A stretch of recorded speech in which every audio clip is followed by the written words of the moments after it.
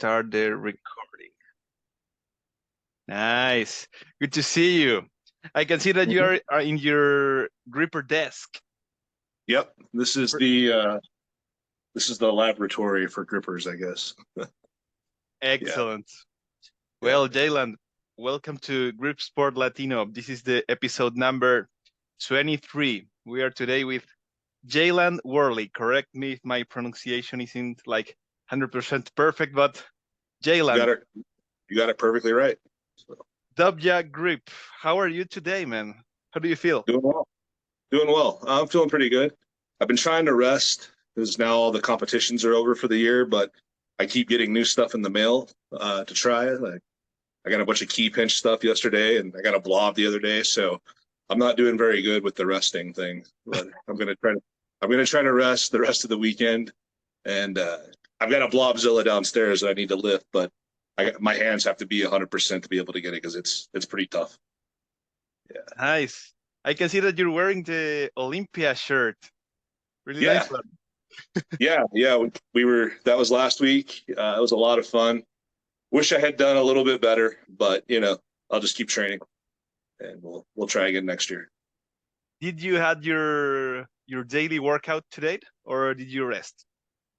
I've rested so far today. I hit the key pinch stuff pretty hard yesterday because I got all that stuff in the mail from Arm Assassin. So I'm going to take the day off and just enjoy a chilled out day. Perfect. Well, Jaland, I like my guest to I like to ask themselves. Tell me, who is Jaland Worley? Please. It's a good question. I'm still trying to figure all of that out of who I am, but at a basic level, I'm 37 years old. My birthday's next week, so I'm about to be 38. I live in Colorado, United States.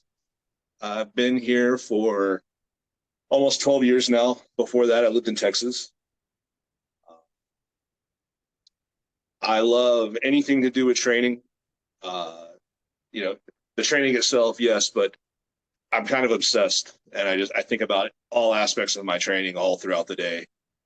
Like what I'm eating, what I'm drinking, what other activities I plan. Everything is like, how is it going to affect my strength and my performance? So I'm pretty serious about it. I'm serious about my health overall. As I'm getting older, I don't feel like I'm 37. I don't know what that really means, but I feel pretty young. Like the fact that I'm about to turn 38 is shocking to me. Like I'm almost 40 and I don't understand how that happened. But I don't feel that age. Sorry, my doorbell's going off. So I feel good, man. Like my body feels strong. I like that I'm able to continue to get stronger, like pretty rapidly. I'm getting pretty good gains. So that's good. I like that identity that I have, that I'm a big, strong, burly guy. But that's not all who I am, I guess. I have a philosophy and a perspective on life that's like you could be more than one thing. Yeah. I like to use my mind a lot more than I like to use my body. I have a very good career in technology. I'm a leader. I lead a team of engineers for iHerb.com. We sell supplements and stuff like that. So my team is responsible for keeping that website up 24/7 and among other things. So I've, built a world-class team outside of doing all my training and personal stuff. I take that very seriously.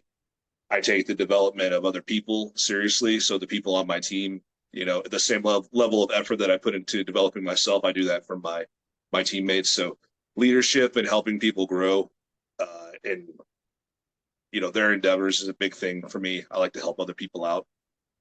So, that's stuff that people don't really know much about me because you kind of just see the strength stuff on Instagram.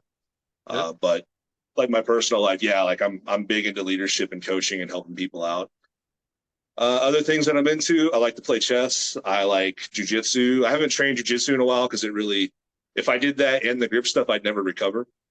My body would just be broken down all the time. So I'll revisit grappling soon. It's something that I really enjoyed doing, but the grip thing was kind of like I found exactly what my body was built to do, and it's to grip heavy things. So I'm going to see that all the way through to the end. But yeah, jujitsu is great. I love anything to do with competition. I like confrontation, I guess, in a controlled setting. That's why I like jujitsu so much. It's, man against man for 5 minutes and let's see who's better. And I love that. And not afraid to lose. I like to keep learning. So, I think that's a pretty good picture of who I am. I have 2 kids, 2 boys. So I'm trying to make sure that they're always active and they play sports and they're down in the basement with me lifting weights and stuff. So starting them off right, because I didn't start lifting until I was about 18, 19 years old. Okay. And I wish somebody had really kind of tried to force me to get into it when I was younger, because I was a pretty stubborn and lazy kid then. I would have been able to fall in love with it much sooner, but life is life. So I'll just make sure that my kids don't make that mistake. Perfect. I am super curious about, many subjects, but what does W grip mean? It's like making your grip like the double it is today? Like that's that idea, or how is it? Tell me, please. No, it's much simpler than that. So my last name is Worley. It starts with a W. It starts with a W. Yes. And I grew up in the country, kind of a redneck part of the world. So okay. W, like W. Yeah. So last name, first letter of my last name, and grip. So W grip. That's perfect. Now I understand. It just rolls off the tongue, so it works. So Jaland, which were your hobbies in high school? If you were not like so into sports, what did you like to do? Mm-hmm. I played video and computer games all the time. So I was a pretty big nerd. I still am. I play games still. I mostly play like the old stuff. I don't play a lot of the new games. I just go back to the stuff that I played growing up. I was just kind of a nerd, geeky guy. My friends and I, we would play Magic the Gathering, that card game. I don't know if you're familiar with it or not, but we'd play Magic the Gathering and listen to like heavy metal for like hours on the weekends. And actually, there are many tournaments of Magic here in Chile. Like still, it's a thing. People play that game. I have never played, but my brother-in-law is really into the tournaments and he competes. He really likes it. Yeah, it's cool. It's a fun game. It's a lot of strategy and luck, kind of all rolled into one thing. So I haven't played in a while. My kids love the cards because they have like awesome artwork on it. Okay. So the kids like to look at the cards and they think they know how to play the game, but they don't really know what they're doing. It's kind of complicated, but it's something I don't play as much anymore. But I had a lot of fun with that as a kid. It was a good time, and it's huge all over the world. I mean, people play it. They get together and huge like conferences and stuff and just play cards. It's kind of cool. Exactly. I can recall, I think I saw a video of you playing the guitar. Actually, playing Trivium, and that's why I did the story with Trivium in the background. Yeah. Maybe it was the same song. Correct me if I'm wrong, like Into the Mouth of Hell, maybe? It was I think if I remember the one I was playing, it was Strife. The song I was playing, but so music is a huge thing for me. And I grew up, I found like my dad's records when I was a kid. So he had Iron Maiden, Black Sabbath, Dio, all that kind of stuff. So I grew up listening to that pretty young age, and I've always loved it. I still do. My musical taste has really broadened significantly over the years, but I always wanted to learn to play the guitar, and I got one when I just turned 15. I taught myself how to play it. I just listened to all my favorite songs and just tried to like figure out by ear. And so I can play it really well. I don't know what I'm doing. Like I can't read sheet music or anything, but I can play very well by ear. And then it kind of turned into a pretty serious thing a couple of years ago. I decided I wanted to go through the whole process of like making a record. And I like really extreme metal, like death metal, black metal, stuff like that. So I did a pretty extreme project with that. And it was interesting. I'm proud of the work that I was able to do, but looking back on it, like, man, it was a lot of work and it was a lot of money, and I'm never going to see a dime of it back because there's no money in music. You just have to do it for loving it. But yeah, to go back to your question about Trivium, like Trivium was, like I was into like a lot of the old bands, like Iron Maiden, Judas Priest, that kind of stuff. But Trivium was one of the newer bands that really caught my attention in the 2000s. And at first, I didn't really, I loved the guitar work, but the vocals were kind of, wasn't so sure how I felt about it, but it really grew on me. And, I think they peaked as a band a couple of years ago. They haven't really topped a lot of that stuff from, the late 2000s, like the Shogun album. That one's amazing. I love that one. So yeah, they're a fun band. I like them. But yeah, I was just kind of noodling around with the guitar that day, and that riff had been in my head. And so just playing it. It's a good time. Do you still play like during the week, or it's like sometimes you grab the guitar, but it's not a thing that you do frequently? How do you do it? Yeah, after I made that album, because so like when I talk about I made an album, I wrote the lyrics, I wrote the songs, I composed the music, I composed the guitars, the bass, the drums, everything. And then I programmed the drums on the computer, and then I gave those programmings to a drummer friend of mine so he could learn it and actually play it. So I had a real drummer on the album. It's all very exhausting, and frankly, like it kind of burned me out on playing music because it was so much work. And now, I'll go down and I'll pick it up every couple of months, and I know at some point in life I'm going to get bitten by the music bug again. And playing guitar is really cool. It's a lot like riding a bike. Like, you never forget. It might take you a little bit to get used to it again and get your fingers all stretched out and stuff, but you never forget how to play it. So it's like jujitsu. It'll always be there for me one day when I'm ready to pick it back up. It's a really interesting story to hear because it happened the same to me. I am 30 and I started playing the guitar when I was 8. So I have been playing like since 8 until today, but I have some periods of on and off, but I learned like by ear, just like you. I use some tabs in the meantime, but I am actually a big metal fan as well. Iron Maiden, Metallica, Pantera, all that stuff. I really like it, and I have my guitar like on the side of my desk. So sometimes I play it, but I am a little bit rusty on the solos. So it's like, the riffs, they are still there, but the solos, where I am not like when I was in the high school playing the whole day. Oh yeah, really cool. I mean, I played like probably 8 hours a day in the summer times when I lived at home with my parents. I mean, that's all I did.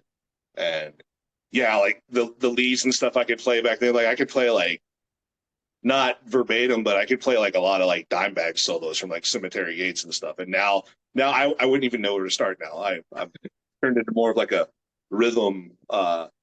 And like in black metal, it's like a lot of tremolo picking. So just like very fast picking and stuff. So my playing kind of evolved into that more than the guitar god kind of thing. But yeah, now I'd have to practice for months to get back to where I was at some point, when I was a kid. Jaland, and since you were from Texas, did you have the opportunity to see Pantera or to meet Dimebag? Did you have the chance? No, I didn't get to meet him. I did get to see them. It was intense, man. I didn't get to meet him. That was always something I'd hoped to do because I got to meet when I go to shows. I'd respectfully like try to like camp out like where I know like their cars are going to come and go. Maybe they'll stop and talk to me, at least like take a picture with me or something like. But yeah, I never got to meet Dime or Vinny. I did. I took my dad to a Dallas Cowboys football game probably like 10 years ago. And Vinny was sitting just a few seats down from us. Wow. But I'm not inclined to just like walk up and approach like a celebrity, just like when they're trying to have a normal time out. So it was cool to just like be, within 10 feet of him. But, I can't remember when he passed away, but it was a couple of years ago, I think. Yeah, but 2 or 3 it was cool. maybe. Yeah, it was cool. I at least got to see him kind of up close. You didn't get to talk to him, but I would have loved to have just been able to shake Dime's hand and like just exchange a word or two with him because I love that guy's playing. It's just still to this day, like I'll there was nobody better than Pantera. Like, just all around, they were the best. Actually, Dimebag is my favorite guitar player in the history ever. Mm-hmm. Yep. Yeah, he's really good. Well, coming back to sports, I watched your episode with Zach on the Grip Show. It's a really good one. So I try to make sure to not repeat the content and ask you like different things or a different angle. So I know that you didn't play so much sports growing up, and you have like your aha moment watching the World's Strongest Man, and then you run a mile on the snow, right? So, what was the first step that you gave, like to? Well, I have my weight set. I'm going to start training. How was it? Did you Google something or just started to do it, like figure it out by yourself? How was it? Like the beginning of your working out era? That's a great question, man. I'm happy to go into this. So I tried a couple of different things. I had joined the forums on bodybuilding.com, and that was like we're talking like 2005. So that's kind of when like those forums were like the peak. Like a lot of people were on there, and it was cool. I haven't been on there recently, but back then it was like a whole other planet. So I used those, and I used that website because there's a lot of good information on that website back then. So that kind of helped me like understand the anatomy and like all the muscles in the body and kind of how they work together. And then I went and bought a copy of Arnold Schwarzenegger's Encyclopedia of Bodybuilding. And I've read that. I mean, I think I have it right here. Just a second. Just so you can see what I'm talking about here. Without knocking over the whole bookshelf. This book, it's thick, man. I've read this thing cover to cover probably like 6 times. There's lots of good information here. So it's a great book. Yeah, he breaks it down by like every muscle in the body, different exercises, how to eat, like nutrition, vitamins, everything. Everything's in there. So that's a great book. Whether you agree with his training principles or not, like there's still so much good information in there about how to do it, how to get started, how to get advanced, once your newbie gains have kind of stopped. There's lots of good history in there about bodybuilding and fitness and strength, so you kind of get familiar with names from the past. So yeah, that book was really helpful for me. And then let's see, there's a channel, I think it was like ESPN3, because there was like 8 channels of ESPN back in the day. They used to play like in the middle of the day, like after lunch, they used to play all of the Flex magazine workout videos with like Boyer Coe, Sean Ray, Kevin Levrone, all those guys. And it's like a 30-minute show where they're just doing exercises together and lifting. And then they talk about the exercise, like how to do it right and stuff. So I kind of learned just from like all this information, like from the past and then on the internet, and obviously just like trial and error. You kind of just figure out what works for you. But I didn't have anyone to show me. I didn't go out and hire a personal trainer. I like to figure things out on my own. And did you have any injury in that process, like figuring out how to work out? Yeah, I hurt my shoulder pretty bad one day doing really heavy dumbbell bench presses, and it just was a lack of experience. Like when the weight got too heavy, instead of just like trying to sit up with it, I kind of just like let it fall back behind me, and it wrenched this shoulder pretty bad. It took about 2 years to heal up normally. And from the time I started training when I was about 18, 19 through now, there's been periods where I've had to take like a year or 2 off from training. And that was one of those times when I really couldn't do anything because my shoulder was so bad.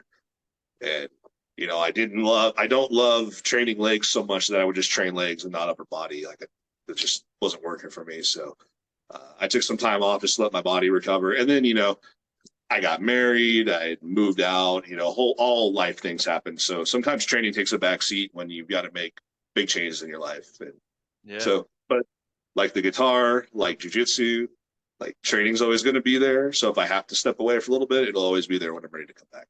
So it's one of those things. And did you have like a bodybuilding approach or a powerlifting approach when you were fully into weightlifting?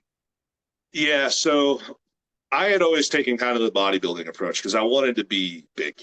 I wanted to look good because I had never looked good. I was always like the short, fat kid. And like my junior year of high school, I grew like, I don't know, I grew like 6 or 7 inches just in like that year. So I'd been really short. And so like I grew, I wasn't so chubby anymore. And then I finished school, and then that's when I kind of realized, like, you know what, I need to do something. I've never taken my health seriously, and I had all this free time because I was at home because I'd flunked out of my first semester of college. So I could like sit around eating potato chips and watching TV, or I could do something productive. And yeah, so I took the bodybuilding approach, and I got into this place, where like I look back on the pictures now, and I'm like, man, I didn't look good, but relative to how I had looked, I felt like I was Arnold. I felt so confident, and and that was cool because the confidence that I gained from being able to transform my body, that never left me. And I finally had that confidence in my life to like approach a girl, talk to people, get in front of a crowd, like do things that I would have never really done before. And my confidence has only grown since then. And now, nothing phases me. Like I love being, like I said, I eat pressure, right? You like that saying, right? You told me you love that. So I like to put myself in those situations because I'm confident I can navigate it fine and be okay. And how did you jump from being like into bodybuilding training to try a martial art, jiu-jitsu? So I love the UFC, man. I like even back in the day before it got popular. I liked watching it. My buddy had like all the tapes of like the first couple of UFCs, so we would watch those all the time. And so Hoist Gracie, he won the first one, and this little scrawny looking guy in a gi beats all these monsters and just lays on them, and they can't do anything about it. So we keyed in on that, like grappling was legit, way back in the day. And I'd always had an interest in fighting, like combat sports. I wasn't healthy enough to like try it out, and there wasn't anything in my area where I lived to do anything like that. So it just was kind of like something I enjoyed to watch. If it was on TV or if there was an event, I would like buy the pay-per-view or something. But it wasn't until they did the first like Ultimate Fighter reality show. I don't know if you remember those from like 2006. Yes. With like Chris Lieben, Forrest Griffin, Stephen Bonner, like those guys. That's when my interest in it like exploded. So I actually went and like signed up for some jiu-jitsu classes, but I didn't really have the money to be doing it. So I took a couple of classes, but I had to stop after a month or two because it just was too expensive after all. But I knew in my head it was something I wanted to pick back up one day. And so during COVID actually is when I did it because there was a gym that was offering private lessons in my area here. So I started going to those and, trained hard. I learned pretty quickly. I fully immersed myself in it like I have with grip. And that's all I would think about was just grappling. And I signed up for a competition. I won a couple of gold medals at my first one. So Nice. Felt pretty good about that. Got my blue belt. And then that's around the time that I started wanting to get serious about grip. So I got my blue belt and decided, if there was a time I was going to try to transition to something else, this is the time. It was the smoothest transition to the next question, because the next question is, how did you find out about grip, Jaland? Yeah, so I think I'd mentioned in the other interview, I knew about the Captains of Crusher Grippers because I knew a lot about Magnus Samuelsson. Yes. So I had seen he had closed the number 4, and then I learned about like all the different grip training tools and stuff that Iron Mind had. And so I bought a set of grippers. I bought the 1, 2, and the 3 back in like it's around 2011, 2012, sometime around there. I can't remember when. And I closed the 2 like out of the package. Whoa. Without ever really having trained grip before.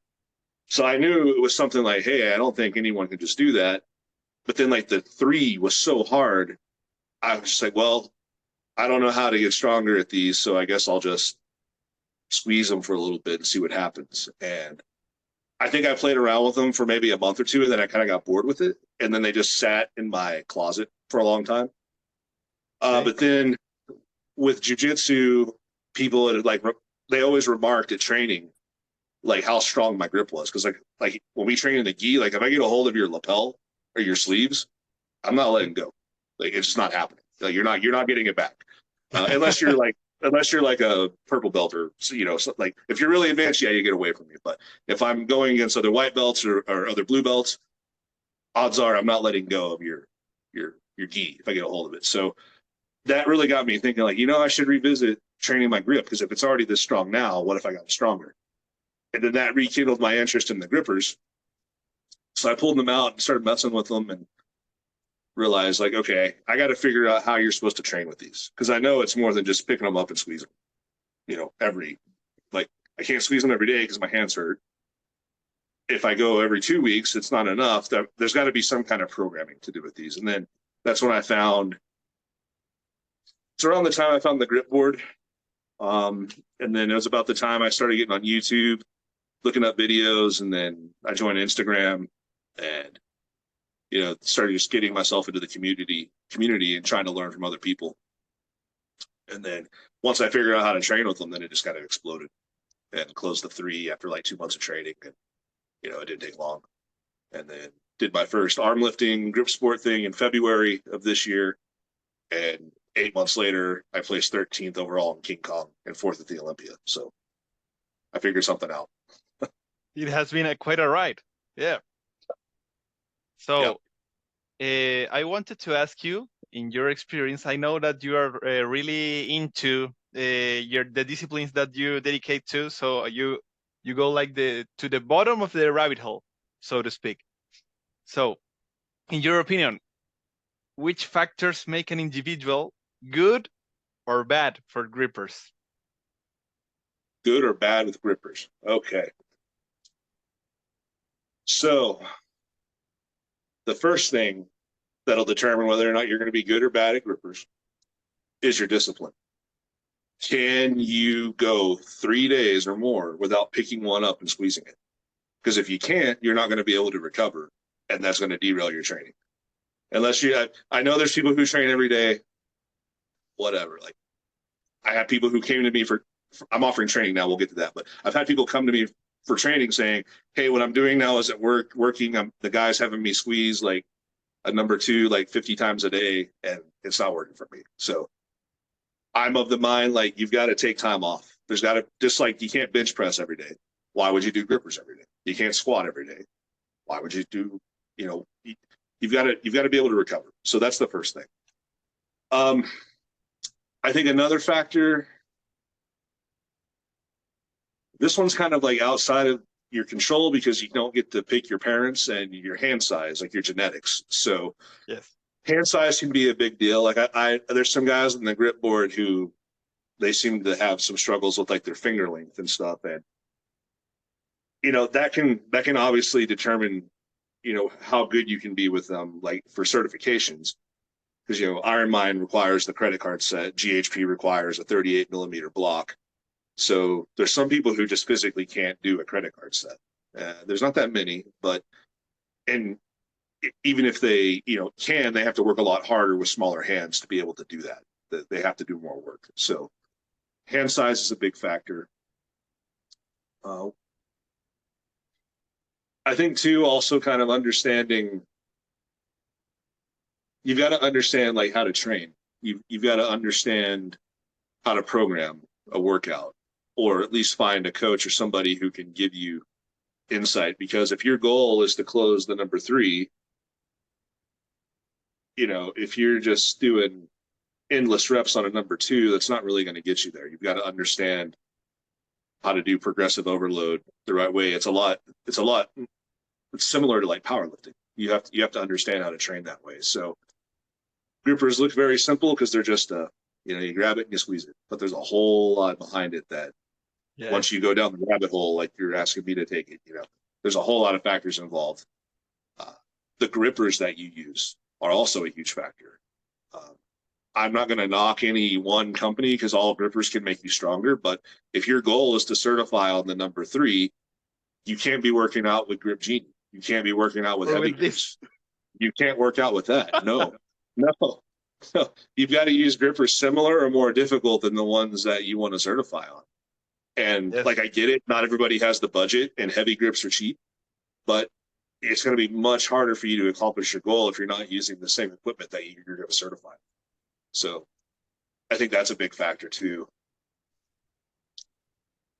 Gosh, and then there's lots of other little things like what kind of chalk are you using on your hands? Because there's different qualities of chalk out there. If you're buying the cheap stuff from the sporting goods store, it's probably gonna make it harder because it's not gonna stick at all. So you've got to, that matters. Gosh, there's a million things, but I think those are the big ones that'll determine whether or not you're going to have success with grippers or not. Can you be disciplined to follow a training plan? Can you build a solid training plan? Do you have the right equipment, and do you have the right genetics? I think those four things can summarize it. Does that answer your question? Yes, it's perfect. All right, cool. And I wanted to jump into your training. I'd like to ask you, how does your weekly plan look like?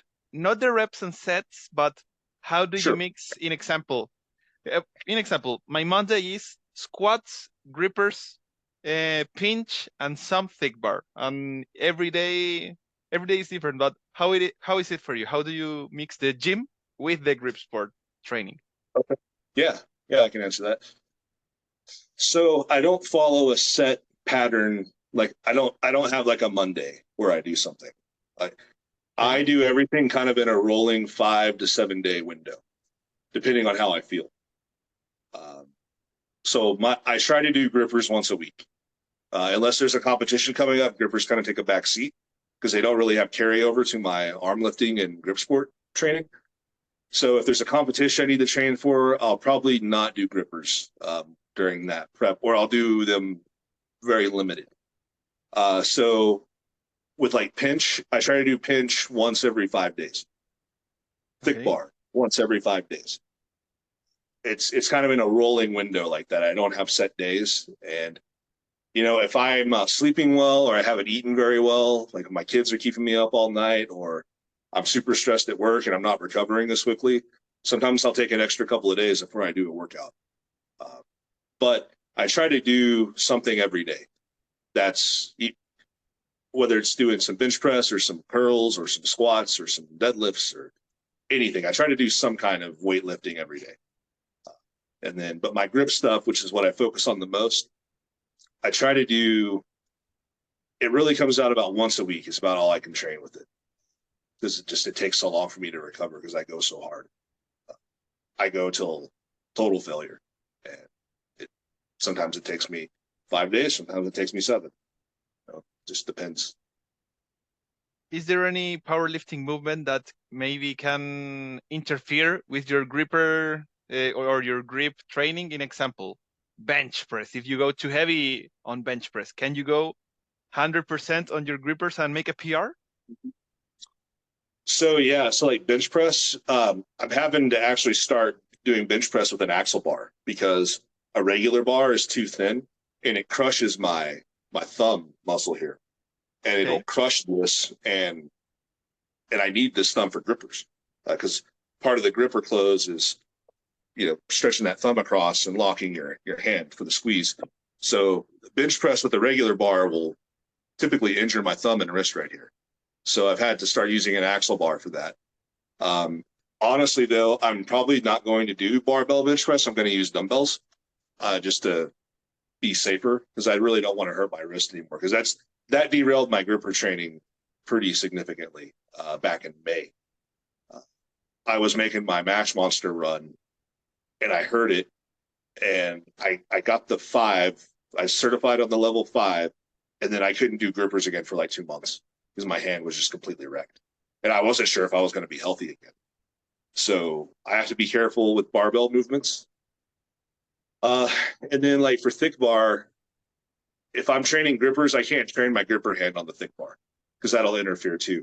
And I won't recover and I won't gain any strength. So for like arm lifting and grip sport, my left hand is for like rolling handles. My right hand is for pinch and vertical bar. So like at the Olympia, we had a Country Crush Raptor event. It was a 1 3/4 inch handle. So I do that with my left hand. And then we had Rogue grandfather clock, which is a 2-inch V-bar. That's what I use my right hand for. So both my hands do different things. So my gripper hand is my right hand, so I don't do thick bar with that. So that's interesting. I have to divide it up. If I want to train grippers while doing everything else, I have to split my hands up, or else I'm not going to make any progress. That was my next question. Do you plan your workout to be like able to make PRs at everything, or do you have some specialization phases? No, I pretty much go for max effort every workout. You know, like I can train pinch and grippers on the same day. So I'll do grippers first, and I'll go max. I'll go all out to try to do the heaviest close that I can do. And then I typically start my workout with that. I'll warm up, and then I'll do my heaviest gripper, like my goal gripper. I'll go for it, all out attempt to see where I'm at. Then once I do that, then I'll do, my like smaller grippers for maybe like a rep or two.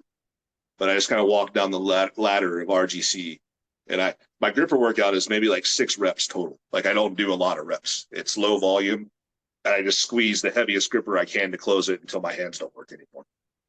But then I can go train pinch, and it's fine because it's 2 different kinds of grip.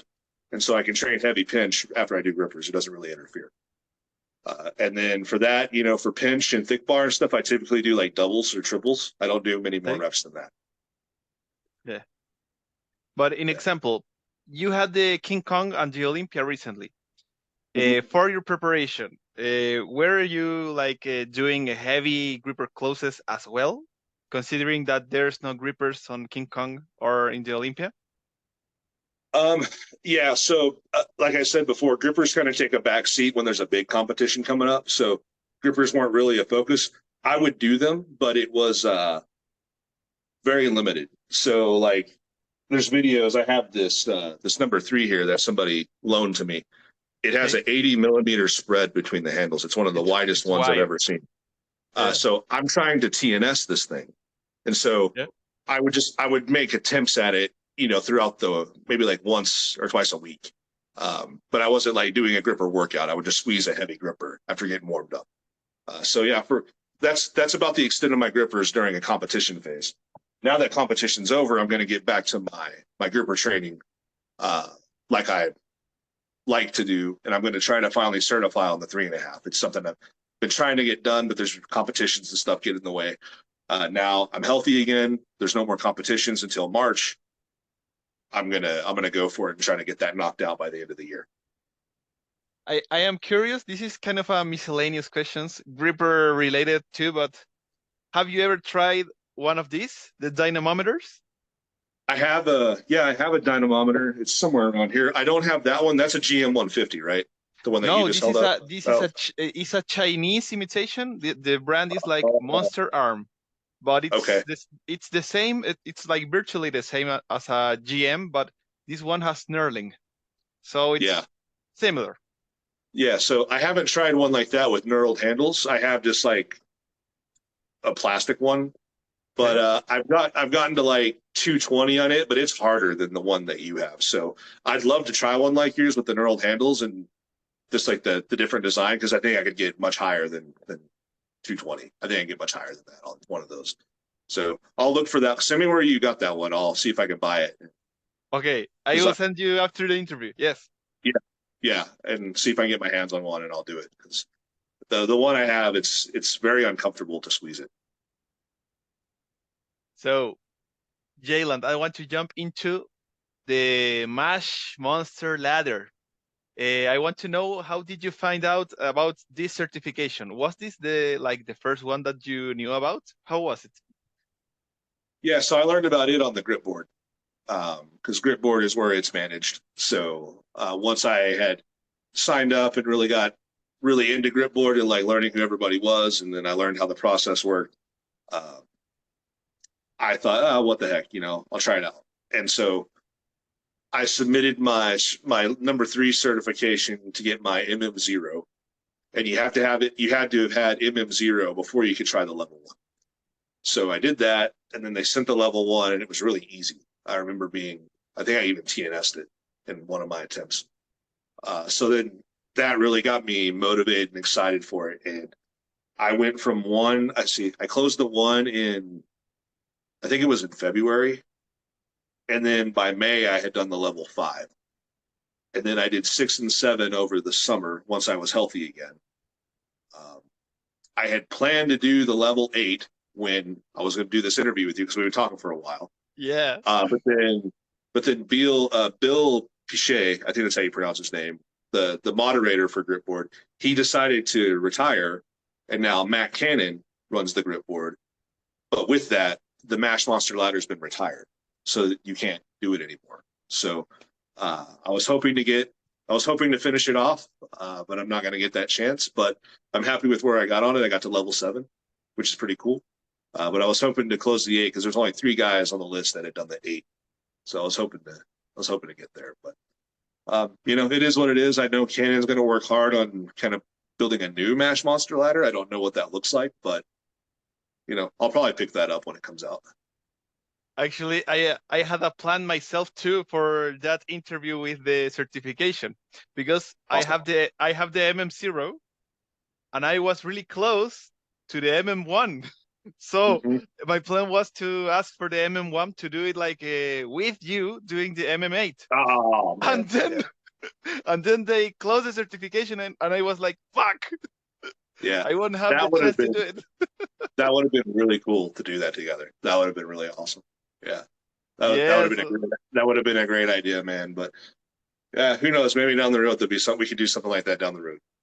Yeah, and I was like, well, I am waiting for what will happen with the certification, because I understand that there will be something else for certifications on the Gripboard, as long as I know. Yeah, I think they're even going to call it Mash Monster still. So, it's exciting. I know Cannon puts a lot of thought into it. I'm confident he'll come up with something really cool. And, we'll see what happens when it comes out. I'm not going to lie, like that, them shutting that down kind of like affected my enthusiasm for grippers a little bit, because I was really motivated to get that level 8 and beyond. And now that that's not a possibility, kind of took a little bit of the wind out of my sails. But the 3.5 certification is very close. I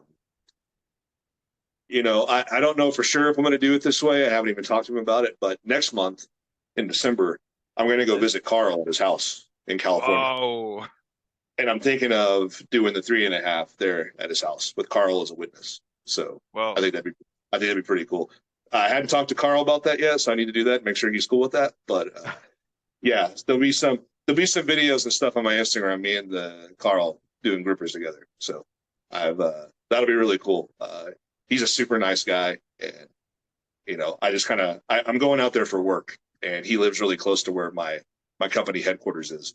So I just messaged him, was like, hey man, you want to meet up and squeeze some grippers? And he was kind enough to invite me to his house, and we'll see what happens with that. But I'm looking forward to that. It's gonna be cool. It's going to be epic, I'm pretty sure. Jaland, you have an announcement about training. I'd love you to share it with the audience of Gripsport Latino, please. Yeah, sure. I had been thinking about it for a while. I get asked a lot of questions on YouTube and Instagram and TikTok and everywhere my videos get posted, and people want like help with their training. And I always try to go out of my way to help everybody, but it's getting kind of to where I can't get to everybody. So I decided I'm going to start offering coaching. Someone's at the front. Sorry, I need to turn that thing off.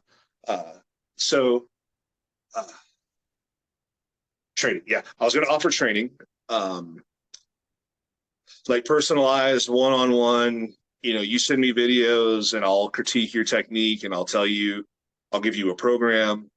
I'll make videos for you. It'll be, it's like I'm your own personal trainer. You can ask me all the questions you want 24/7, as long as I'm not sleeping.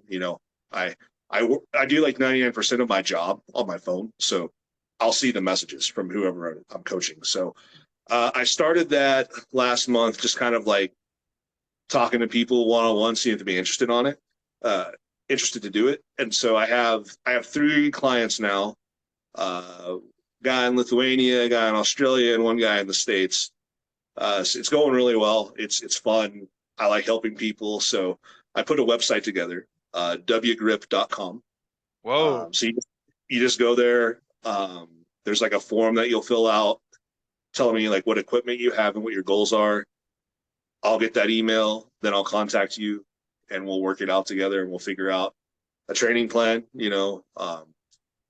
but I have to charge for it just because like I don't have time to answer everybody's questions. So I need to kind of separate who's serious and who isn't. Because I really only want my time and energy to go to people who are serious and want to be for real about it, So I felt like this was a good way to still help the community, put a little extra money in my pocket, and just do something cool with my time. So yeah, thanks for letting me talk about that. I'm hesitant to just like post all about it because I don't want people to think I'm like a salesman now. Still the same old guy. Just I'm offering that now because I want to help people out. Perfect. And will it be like 100% grip sport focused, or will it be like a bodybuilding approach as well, and or full body training? Yeah, I'm not really. I can help somebody with that, but it's going to be more grip sport focused. Okay.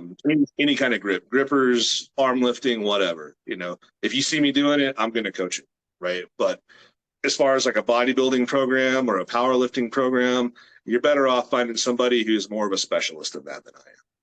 But if you want to get strong in grip, like I'm your man. And, I'm not going to claim that I'm like better or more knowledgeable than any of the other people out there. I'm just another option for you. So there's lots of great coaches out there. I'm not going to disparage any of them at all or tell you that they suck or whatever. Just I'm another option for you. So But I'm but helping. but Jaland, you are an option with an MM7 and with world records. So I'd like to cover Right. your King Kong participation. How was it? How was your King Kong experience? Was your first year competing at the King Kong? It was. Like I said, I started doing the competitions back in February of this year. So this was my first King Kong. I loved it. It was my favorite. I liked it more than the Olympia. Like the Olympia was cool for the atmosphere and everything, but Yes. the King Kong was just like, I don't know. Breaking a world record probably had a lot to do with how I feel about it, but just the environment of that gym being here in Colorado, my home state, with just killers, dude. Like everybody who was there just was a savage. And Sarah Chapelo was there. She lives in Wyoming, so she came down. Jesse Hagedorn, who got second overall, like the second pound for pound in King Kong, he was there. Steve Millard ran the thing. He's a legend of the sport. Colton Storm, Jeremy Everett. Everyone there was just a great, strong, just person. And we even had people who it was their first competition there. And so to pick King Kong as your first one, like that says a lot about, you being strong mentally, whether or not, you're competitive with your lifts or not, doesn't matter. Just the fact you just say, hey, I'm going to do King Kong. It's my first event. That's pretty cool. So we had just a room full of like awesome people. It was a great atmosphere. I was so prepared for it. My goal for King Kong was to get that pinch block record, but then like all my other lifts were just strong, man. Like it just felt good. I think I just peaked on everything that day. And I ended up 13th overall, which was a surprise. I was hoping for a top 20, but I didn't think I'd get 13th. Wow. So to see my name on the list, like with all the people who are around me, it's surreal, man. It was crazy. And then Eric, this medal's huge. Like Eric went all out on this, so it's cool to have like, that. Eric delivered that to me like by hand at the Olympia, so it was cool to get that. Yeah, it was just it was awesome. It was my favorite tournament. Olympia was cool. I'm not knocking anyone who was there. Just King Kong, that atmosphere, it felt like supernatural to me. It was really awesome. Jaland, and how did you prepare for the King Kong? How was your training for the competition? It was intense, man. Like I went hard. I went to the absolute limit, and I took a whole week off before King Kong. I didn't do anything. I had to because my body was just fried. Like I said, I was focused on the pinch block, so that was really my focus in training too. And I got to where I was locking out 105 pounds on the pinch block with my block is pretty slick. It's not. I bought it in March, so it hasn't had a lot of time to get seasoned. So I knew if I was pulling that to lock out on a slick block, that 115 plus was possible at the competition. And I talked about this with Zach, so I won't reiterate everything. But even people at the competition were kind of nervous because they're like, when are you going to open? When are you going to start lifting on this thing? And I wasn't planning to open till 100 pounds. Whoa. I mean, when you know what you can do in the gym, competition's easy.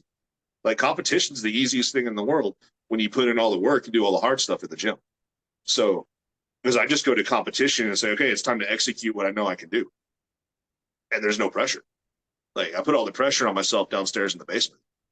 Competition is fun because I'm just executing what I know can be done.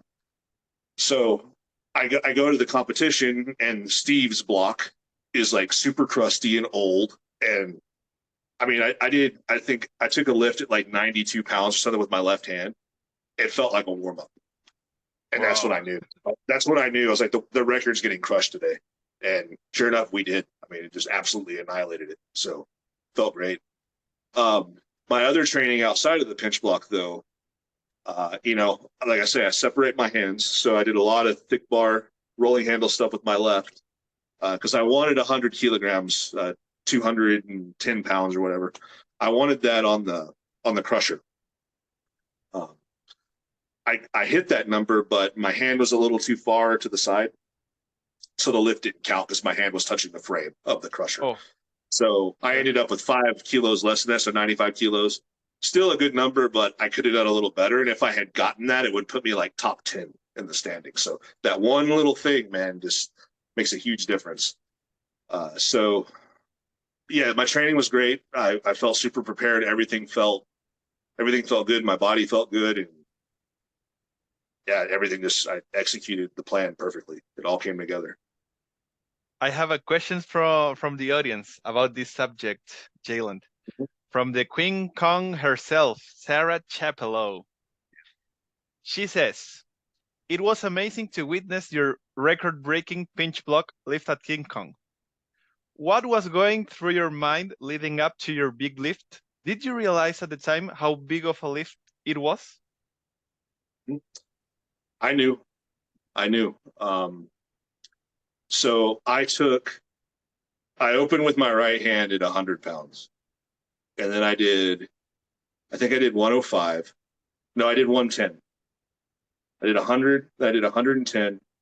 Then I did 115. And then I went for the 121 after that.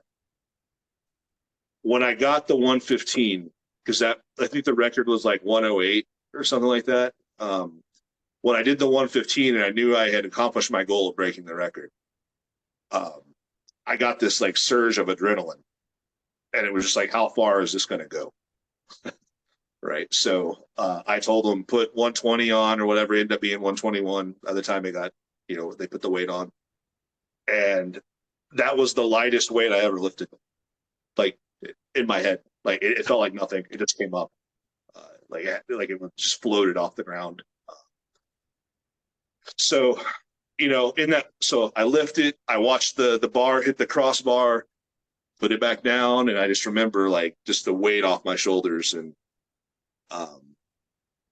like the video, like you can almost see like I get super relaxed. I'm just like I didn't like go crazy. I just kind of like, yes, finally, this is I annihilated this thing. And I heard everybody like cheering for me because like when I'm lifting, I can't hear anything. Like I'm like just tunnel vision. And then, but then like I hear everybody cheering and clapping and then it hit me like, okay, yeah, I crushed this record, but like I have all these people around me like supporting me and like actually give a shit. And to me, that felt better than breaking the record. It's like I'm doing this crazy sport, but there's all these people who are just like totally into it. And I mentioned all the names who were there. So yeah, Sarah was there, and just to like have their respect and their support, that felt really good. It was very fulfilling, even more than picking up a heavy weight. So that's my mindset in that whole It's perfect. situation. Yeah. I have a final question about the King Kong. This is going Okay. to be like so spicy.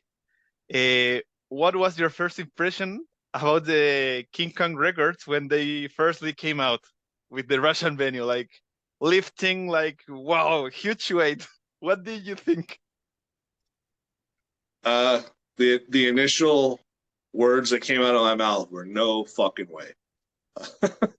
um, even though I've said like those pinch block numbers are realistic, but I saw the jug number first, and the jug number was just no way. Too much. And I knew something was up.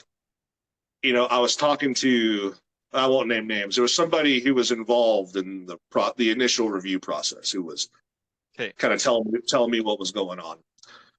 And I asked him, I was like, well, are there videos?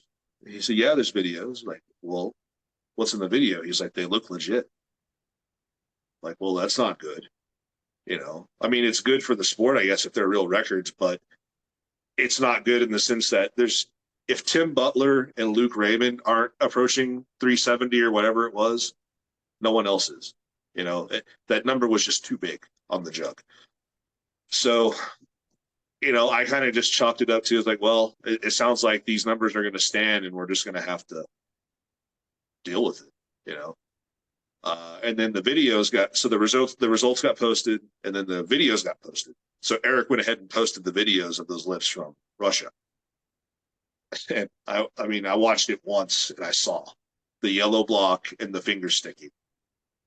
And I think on the grip board I posted like, well, the block looks weird, the fingers look weird, but I'm just going to move on with my life, I guess. And then I told Zach Mullins, I was like, watch their fingers and tell me that that's a legit thing. And he watched it, and then he went ahead and told Eric and Jed. And then that's when, you know, the serious discussion started happening about overturning the results and disqualifying the venue. So I'm glad I saw it. I'm glad I said something. Because, yeah, it's pretty egregious, man. And I don't understand cheating. I hate calling somebody a cheater because you're calling them a liar.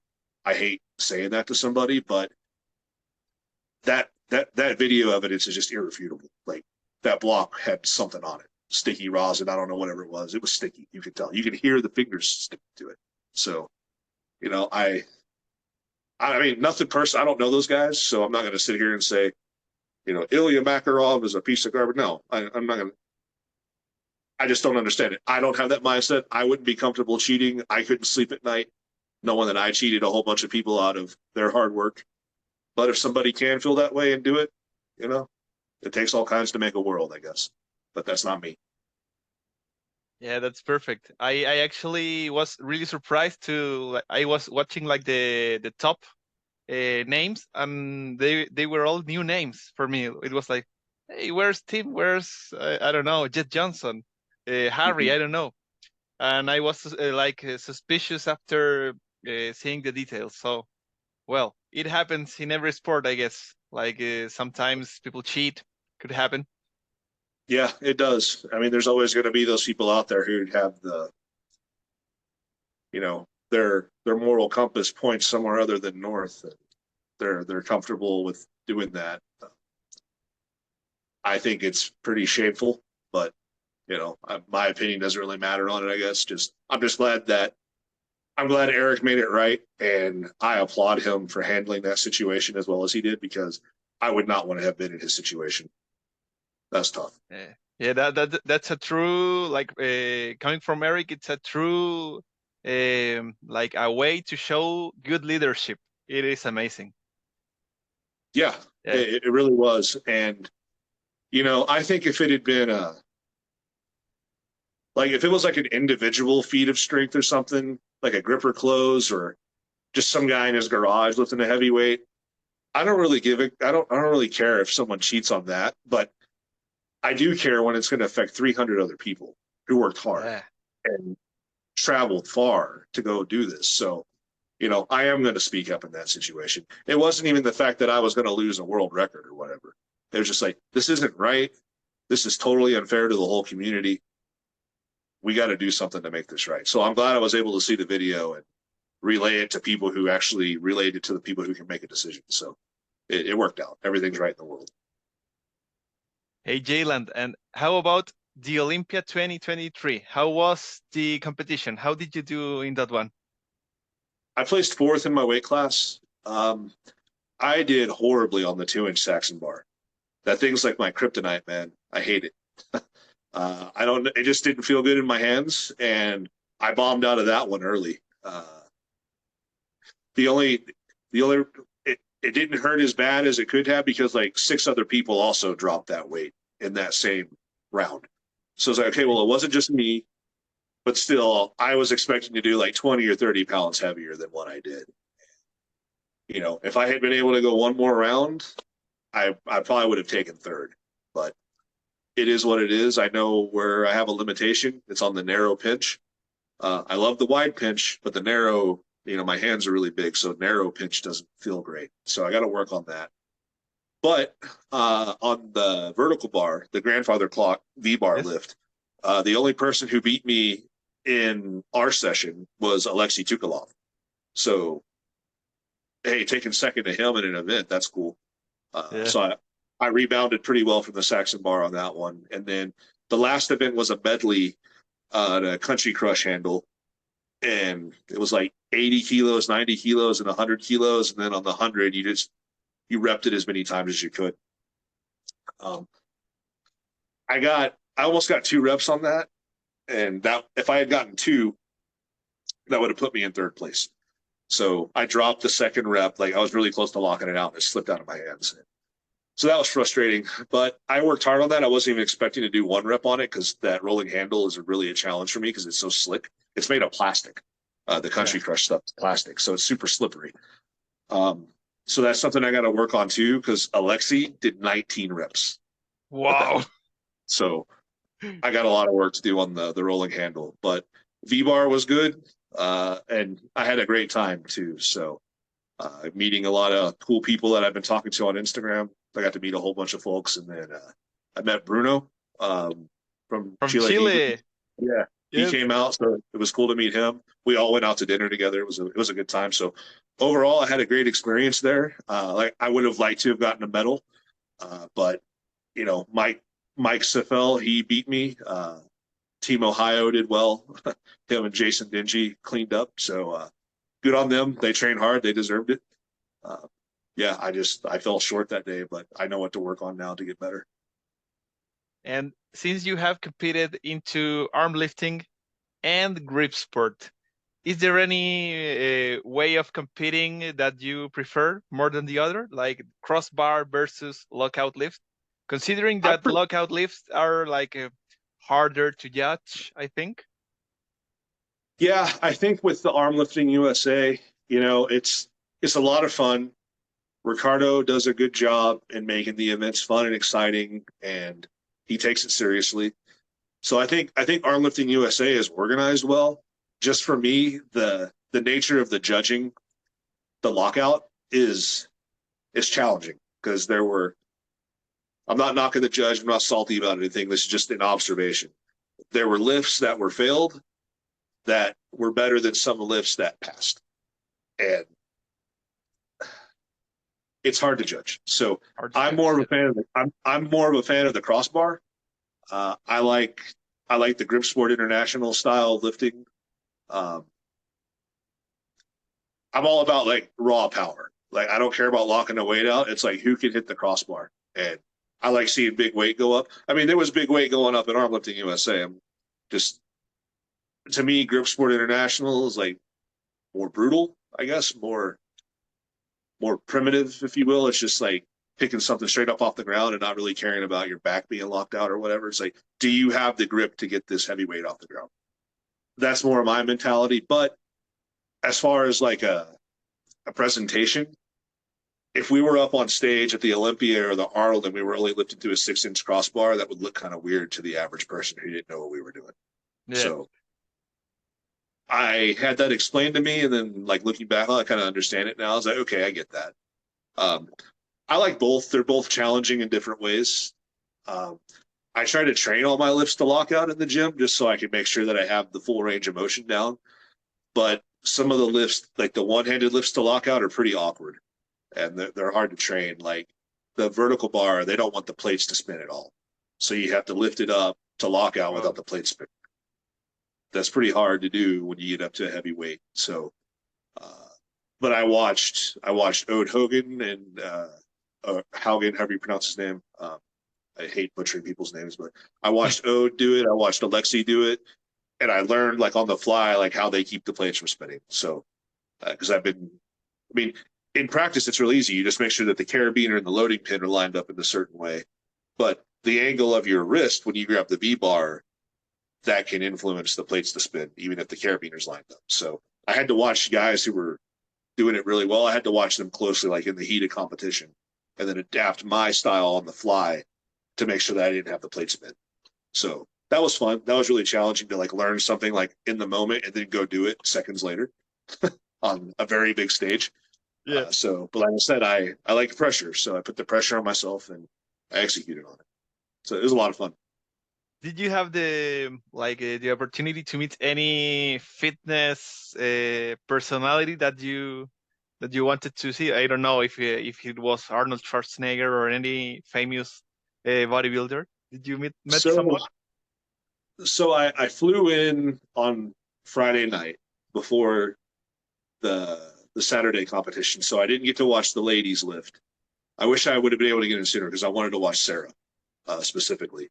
Um, but I got in Friday night, and the hotel I was staying at is where a lot of the bodybuilders and people were staying. It was like right across the street. So I saw a lot of people that I could tell were somebody, but I'm not so familiar with bodybuilding anymore to know who they were. Okay. But I ran into Chris Bumstead when I was leaving that morning. I didn't even realize it was him until he got like mobbed by a bunch of people. So it was kind of funny.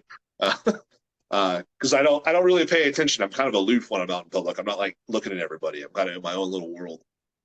So yeah, I'd been right by him for 30 seconds or so. I didn't realize it was him. So that was cool to know that he was right there because he's a great bodybuilder, but he's probably going to be the best ever by the time he's done. He looks great. But at the expo, I didn't stop at any of the booths, but like I was just walking out of there after the competition, and my body's fried, my brain is fried from the competition, and I kind of stopped for a minute to look at my phone to check a message, and out the corner of my eye, I see somebody, and I look again, and it's Ronnie Coleman sitting down signing autographs, like right next to where I was standing. So Yeah. I didn't get in line to meet him because I was starving and I just wanted to kind of get somewhere by myself because I'd been around people all day. But it was really cool just to be like, yeah, buddy, Ronnie Coleman right there. So that was awesome. He's super, super nice because he came to Chile once to give a seminar or something, and I went to the seminar and exchange a word with him, and he's super, super nice. Yeah. Yeah. Yeah. I wish I'd had a little more time or a little more energy because I would have liked to probably gotten in line to shake his hand because he is a huge inspiration to me. Like, when I need to go lift hard, I just throw on one of those like YouTube compilations of him and just have that going in the background. And you'll add 10 pounds to all your lifts easily. Super motivating. Jaland, I want to jump into your goals, and I want to start with a question from, I think it's one of your clients, Lucas from Lithuania. Yep. He says, "Hey coach, what are your next big plans for shaking the grip world? What record is falling next?" So I have the inch pinch record through GSI. That's going to be contested in March in Wyoming. So I'm going to try to, right now it's at like 90 pounds or something like that, 90 point something. I'm going to try to get that over 100. So I want to extend that and give that lift a little more respect because I think a lot of people don't view the key pinch stuff the same as the other lifts. But if we can get that over 100 pounds, maybe that'll change it. We'll see more of it because those key pinch those are fun lifts, man. Like the finish ball, the inch pinch, the pain, like all those are great lifts, and I think we need to see those more in competition. And I enjoy lifting them. They're fun. They're very technical. It's not just a brute strength thing. So that's what I'm gonna be working on. Other records, I bought a flask from Canon last week, and I got that in, and my first lifts on it were pretty high. So I think I can get the one-hand flask record, maybe even the two-hand. So I'm gonna train that, and then hopefully that'll be in a competition somewhere next year. Maybe I can take that record on the flask. And like long term, I said with Zach on the interview I did with him on the Grip Show, long term, I think I can get the 3-inch Saxon record. Give me a couple of years, but I think I can take the 3-inch Saxon because the wide pinch is my jam. I would love to have that record. And Jaland, have you lifted the inch dumbbell, right? Yep. Do you have any inch dumbbell related feats in your radar? Like lifting a bigger than 78 kilos dumbbell or double inch lift, anything like that? I do. It's the double inch is something that I think I can accomplish in the next year. Long term, I'd like to lift the Millennium. I think I can do it. I got the hand size for it, and I know I have the body strength for it. So I just got to get the thick bar up. But the Millennium dumbbell is something I want to lift. Also, I'm pretty good friends now with Ben Helms, and he's got me itching to start trying to clean him. Maybe not press, but clean the thing. So he motivates me. I know I motivate him, where we feed off of each other really well. So that's something I'm going to have to do because I have to hang with him. I can't let him get too far ahead. So yeah, cleaning the inch is something I'll try to do one day. Yeah. And what about blobs? I know that you have your Blobzilla on your garage to lift, like maybe later after this interview, right? We'll see. I was wanting to do it today because I made a post about it yesterday showing how big it was compared to a Legacy 120. I don't know if I'm going to get to it today. I really need to take a couple of days of doing nothing because I said after the Olympia I was going to rest for a week before I did anything. I haven't done it, and I'm here talking about discipline, and I'm being a hypocrite. So I'm probably going to take another day or two before I attempt it again because I've got to give my hands a rest. They're pretty messed up right now. I have never been in front of a Blobzilla, but the difference between the 120 and the Blobzilla, it looks like huge. It's huge. Really big difference. It is a huge difference. So I tried to lift one. Zach Mullins brought his, and there's a video on Instagram where I tried to lift it in the parking lot outside the hotel. Yeah, I saw it. You were using like slippers. It was like a hot morning. Yeah. So the weather was nice there. So yeah, it was good. But I got it off the ground. I didn't lock it out. But I mean, that was the morning after the Olympia, so my hands were fried. So I really don't know where I'm at. I haven't tried to lift it when I'm fully recovered. So I need to give my body a break, take a break. And so I'll probably try it on Monday, a couple days. Well, yeah, the Blobzilla is one that I want to lift. That's a huge goal for me. I want to do that. I can clean the 120. I'm going to try to snatch it. I want to snatch I have a red pill. It's a blue pill. It's a red pill that was painted blue. Ben sold it to me. So I want to be able to snatch that one. It's really slick. So it's a different shape and it's a different feel because of how slick the paint is. So it's pretty hard to hold on to. And then, Ben also is selling me his 140, his Legacy 140, the Blob Father. Oh. So I'll have that one downstairs too shortly to start working on. And, after that, I think there's the Gigantor, the 145, and then there's the Shaw Blob, the 150. And I don't even know where I'd get either one of those. So those will probably be something. The only way I'll get my hands on the Shaw Blob is probably to lift with Brian Shaw, who just lives down the street from me. So Brian, if you're watching, invite me over to your house.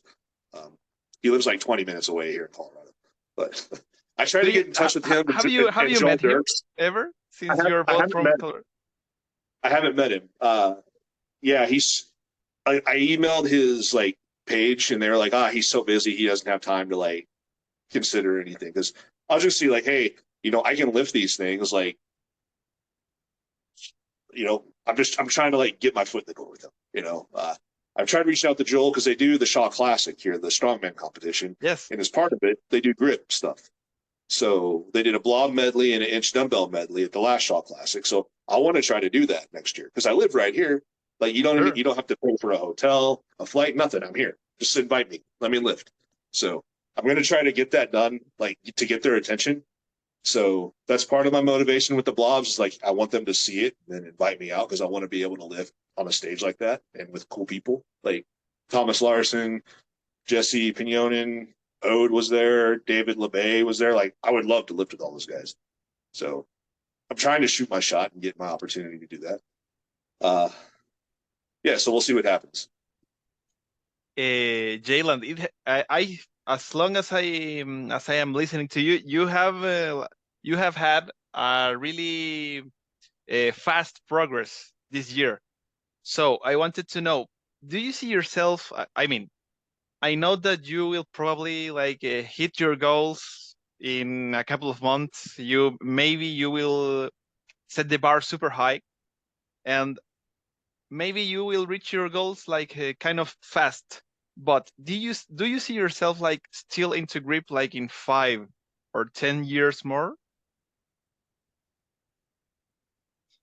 I would hope so, as I think it's something that even before I got into grip, like I Mm-hmm. would always make things hard in the gym. Like I would carry weights across the gym by my fingertips. Like just because I wanted strong hands. And my hands have always been huge, even when I was a kid. Like they were always bigger than everybody else's. So I've always just tried to maximize like my gifts, right? And so I don't ever see a point where I'm not like doing hard things with my hands. And now that I found grip sport in this community, where I feel like I can really be myself around these people. Like I like to associate with strong people. Believe it or not, like I'm not the most approachable guy. Like if you didn't know me, you just saw me at the grocery store. Like I'm not a very like friendly, talkative person. But like get me around strong people and around athletes, then I'm much more cordial, like I am now with you in the interview. So I like that I found a community where I can, let my guard down a little bit and just kind of exist with other people who have a like mind.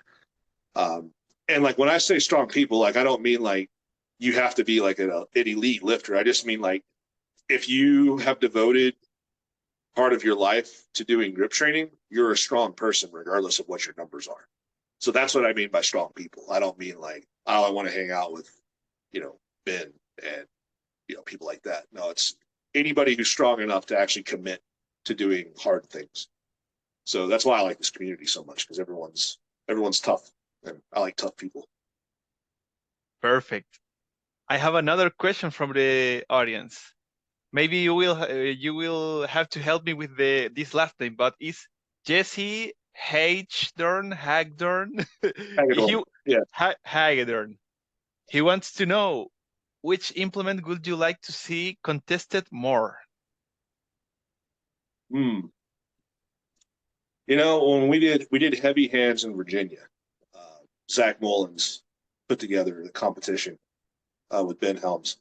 We did the 2 3/8 axle instead of just the 2 inch axle. Yes. That was fun. That was really fun. I would like to see that one more. It's a thicker handle, thicker bar, so that was fun. I'd like to see that more. I would also like to see more. Like, I mean, I guess key pinch is pretty common, but I'd like to see more. I'd like to see more of the inch pinch. And I know like the North American Championships, there's going to be the double inch pinch. You hold it like that. It's one implement with 2 inch pinch on it. So I'd like, that's cool that we're seeing that. But I really like the key pinch stuff. It's a very technical lift. So I think as long as we keep having at least one key pinch in every contest, I think we're in good shape. But I'd like to see those in every contest. Um, I'd also like to see medleys are really cool. And I know a lot of competitions have medleys, but the ones that I've done really haven't. So, because I like the medley at the Olympia, that was exciting. It's like where if somebody could go crazy, just rep out at the very end of the contest, like Alexi did 19 reps on that 100 kilograms. If somebody could just change their whole fortune in 1 minute. How if they if they got like 30 reps on that thing, they'd win the competition, even if they bombed the other events. So I think those medleys are exciting. That was something that Armlifting USA did really well at the Olympia, because that was exciting to watch. Like, because you saw people totally turn the results on their head in just 1 minute. It was crazy. So kind of answered the question multiple ways, but I hope Jesse's satisfied with my answer there. Have you been into a competition where there's like a gripper contested, like a 20 millimeter block set or something? I've done silver bullet, and yeah, you're right. Like, I think maybe more 20 millimeter gripper would be good to see, because that's fun, and I know I'd probably win most of them. Precisely, yes. You will do well with the Yeah, gripper. yeah, that would be right up my alley. So yeah, everybody, if you know I'm coming to your event, throw a 20 millimeter gripper into it, please. Yeah, no, I think grippers are fun. I think they'd be a good thing in a competition. I've done silver bullet, which was fun. It's not exactly the same as doing 20 millimeter close, but yeah, anything to do with a gripper, I would enjoy. I remember you mentioned that you will have your next competition in March. Which implements will be on that competition? So there's going to be two. I'm anticipating getting an invite to the Arnold. Okay. So the Arnold's going to be in March.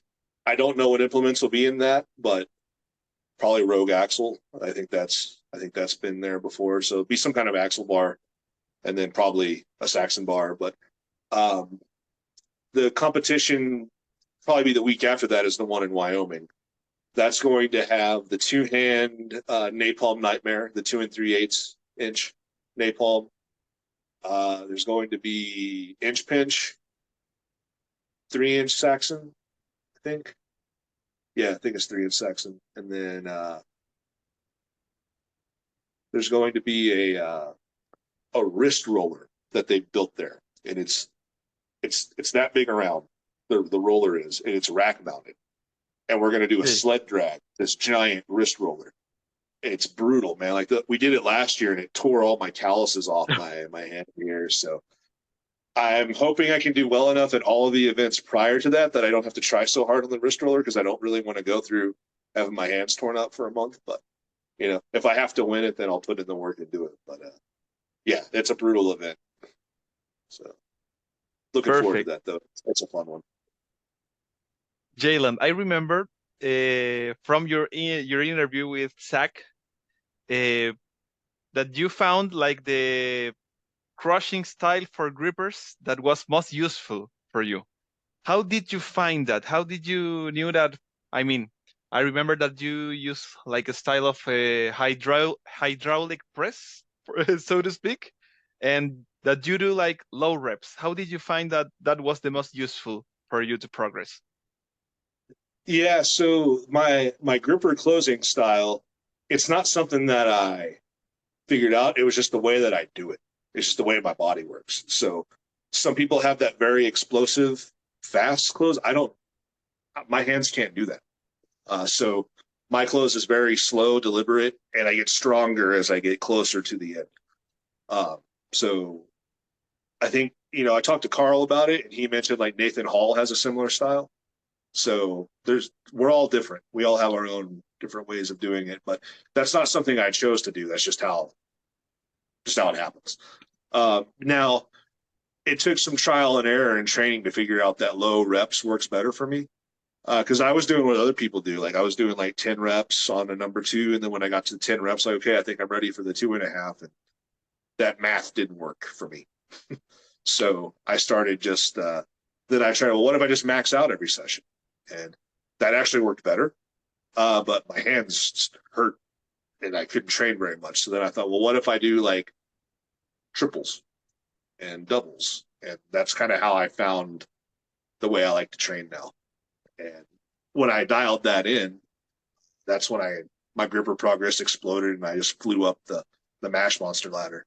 So yeah, that took some trial and error, but that's what I found worked best for me. And that's what I'm offering with my coaching now, is like showing people in detail like how I train the grippers. And most of the comments that I've gotten so far is like, wow, this is really weird and different from what I had been doing. But people are already seeing progress just after a few sessions. So there's something to it. It may not work for everybody. Like I don't think there's any universal method that works for everybody. But if you've been doing high reps and you're not making progress, try the opposite. See what happens. Or call me. Either way. Exactly. Jaland, I remember that on the group show that you said that training methodologies fail fast. I wanted to know, how do you evaluate, like, when do you know that the training methodology may have failed to you? Usually within one or like maybe not one, like 2 or 3 workouts. Like if I'm not getting stronger every workout, like if I'm not able to do more reps or do more weight or maybe work out, like finish the workout faster, like if there's not an improvement in any one of those factors, then it's probably not effective long term. So if there's no progress at all in either weights, reps, or the speed of the workout, then I typically reevaluate and move on to another method. If there's some improvement, then I just have to gauge, okay, is this rate of improvement steady? Or was it like I got like one big boost from the workout and then it stops. So you can't do a workout once and feel really good about it and then it doesn't work anymore and stay with it. Like it has to work every session. You have to get better somehow every session. That's my thought on that. Perfect. Jaland, are there any athletes that you look up to? Are there any like grip heroes that you watch or learn from, considering that you are like a high level grip athlete these days? I'm a big fan of Carl Myerscough. Everything he does, man, he's just great at it. And that's what I like to see out of people is like everything they do, they're good at it. Man, there's so many people like I look up to. He's going to get a big head because I keep saying his name here, but Ben Helms. I mean, the guy's just a monster. Like watching him, like, and the way he breaks down his exercises, he breaks them down into every part of the movement so he can analyze where to improve, like within the exercise. No one else is doing that, or if they are, they're not talking about it. But I mean, he knows every little cue that his body needs to take to execute the lift the most efficiently. So I'm a huge fan of his for that reason, just because of the level of dedication he's put into getting better and improving.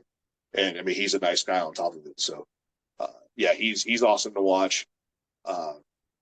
It was so cool to compete with Ode Haugen at the Olympia, just to be in his presence and watch him do his thing. I mean, he got all hyped up for a big Saxon bar pull. It's just infectious. I mean, your blood gets to race and you're it's just awesome. Like the adrenaline flowing through your veins when he got up there and just shouted like, come on, let's do this. Right.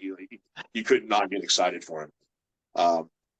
Alexei Tukalov was there, being able to watch him and bump fists with him. And man, it was crazy being there with those guys. So I look up to all those people. And then so Jesse Hagedorn, who just asked one of the questions, I'm a huge fan of his. He is freaky strong. I think he was the best pound for pound last year at King Kong. He was second pound for pound this year. He's a rock climber out here in the Rocky Mountain area in Colorado. And I mean, we did Apollyon's Axel, the Ironmine one, at a competition over the summer. He pulled like 300 something pounds in the 59 kilogram body weight range. I mean, he's so strong. And so when he's at the competitions here in Colorado, like he was at King Kong, the energy you get from watching him and the energy he brings, like it just pushes you to the next level. And I think that's why our venue placed second overall worldwide in King Kong and Carbondale, because we had Jesse broke records, I broke records, Sarah broke records, and we were just feeding off of each other the whole time. So there's too many people to name that I look up to, but those are some names that I'll throw out there. Perfect. In Gripsport, we have many cool grip tools. I think I can't like pick one. Maybe it would be like the rolling handle. Those are really fun to do to me, and grippers as well. But these days, Jaland, Which is your favorite grip movement and why?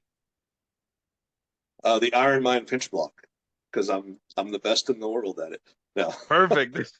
Yeah, no, I love wide pinch. Like that's my thing. Like my hands are suited perfectly for it. Uh, the blobs are my favorite, man. Like even though they're not an implement, just they're my favorite thing to pick up and grab because I love feeling that crazy wide stretch in my thumb. And when you pick up a big blob off the ground, like nothing makes you feel stronger than that. So I'm addicted. I have a problem with them and I need help. Which was the first blob that you could lift?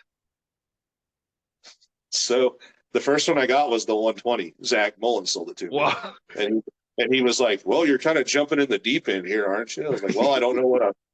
So just send it, and he sent it. And I remember like I couldn't lift it the day I got it. I had to do like a pinky assist, like I had to use my little finger to help me get it up. And so what I would do was I'd I'd get my grip, I'd try to lift it. If I couldn't break it off the ground, I'd use my little finger to lift it up, and then I would let go and I would just try to hold it. Yeah. And I would do that every couple of days, and I eventually got to where hey, I can hold it longer, and I just a little bit broke it off the ground a little bit, and I just kept doing that, and then eventually I could lift the thing. Now I can clean it. It's that was just like 3 or 4 months ago. So it works. You just have to try. You just have to keep trying. So you never tried the smaller blobs before the 120? No. I think maybe there would have been like a smaller one in a competition or something that I had lifted, but nothing to the level of the 120. And so yeah, I mean that's where I would say I started on them. And then there was a fat man at Heavy Hands, and I was able just to face pick it, like whatever, so that was cool. Um, yeah, just big hands are a gift, man. Like that's the only reason I'm good at that because my hands are so big. Perfect. Jaland, I wanted to know as well. Uh, I saw you like killing the Mash Monster ladder, and did you have the number 3 certification between the Mash Monster ladder certifications, or it was like a parallel process, like in a different time? How was it? Yeah, so I started training grippers. I started training grip period in September of 2022. That's when I picked my grippers back up and said, okay, I need to learn how to train with these. I certified on the 3 in November of 2022. So then I was working on the 3.5, but I got distracted because that's when I learned about the Match Monster ladder, and I thought, well, I know I can probably close like the level 1 or the level 2 already, so why don't I just do it? And then I got hooked on it and went all the way to the 7. So yeah, but the 3 came first. The 3 was first. And how did you train for the number 3? Because I personally do like really deep set clicks and fast reps for the grippers, but I never trained the credit card set. And when I try it, it's pretty low compared to the numbers that I can close like in a deep set. So did you have to train like specifically with the credit cards every session, or how did you approach it? Yeah, I didn't really have a good grasp on a training method then.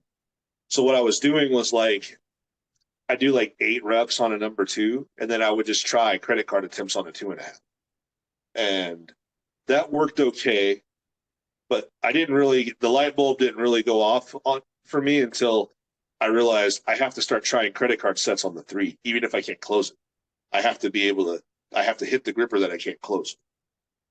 So what I would do was I use I don't have it here. I'd show it, but there's a thing you can buy from Iron Mind. It's called the Captains of Crush key, and it has all these different widths, like that you can set between the handles, and it's like 16 millimeter, 14 millimeter, 12, and on down to like 2. And what you do is you squeeze your gripper, and while you're holding it as hard as you can, you put that key in there, and it'll tell you how many millimeters you are from touching the handles. So I would do my credit card attempt on the 3, and I would measure that every week, and I was getting closer and closer and closer. So I realized there was a huge training benefit to closing a gripper that I couldn't even touch the handles on, just because I was trying as hard as I could, right? So I would do that. Then I would do reps on the other ones. Like I said, I wasn't just doing max attempts on the 3, but adding that 3 in, even though I couldn't close it, that's what got me across the finish line. So that's part of my training methodology too, that people say doesn't make sense. It's like, why would you try to close a gripper that you can't close? Like, because it helps. And it's hard to wrap your mind around it, but once you start doing it, you'll realize like not touching the handles isn't everything. Because when you're squeezing a gripper that you can't close, you are doing the hardest that you can do. You can't go any further. When you touch the handles on a gripper, you don't know, right? You may have had 10 more RGC in you, but when you're doing a gripper that's not going to close, you can see exactly where you're at. You can measure it. Like I said, with that little key, I could measure every week how much stronger I was getting. So that was great feedback to get.